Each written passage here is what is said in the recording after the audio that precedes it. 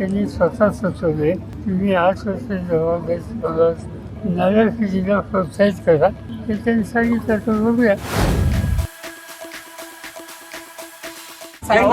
तुमच्या तब्येतीची चौकशी केली पंतप्रधानांनी. ठीक आहे, आभार आहे. पवार साहेब, मान्सून पूर्व पाऊस जोरात झाला, मात्र मान्सून सुरू झाल्यापासून अद्याप पाऊस नाहीये.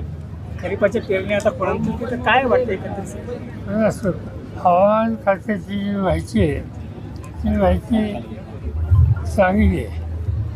म्हणजे जरी उशीर झाला तरी चिंता करायचं कारण नाही असं त्यांचा निश्चय.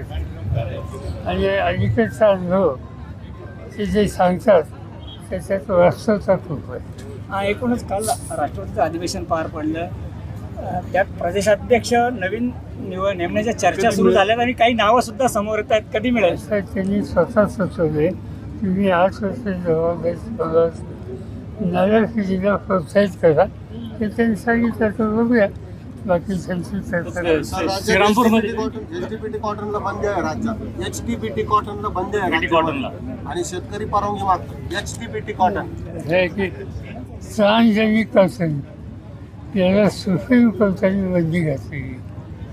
मी शेतीमंत्री होतो त्यावेळी हा निकाल झाला दुर्दैवानं आणि सुप्रीम कोर्टात गेलो.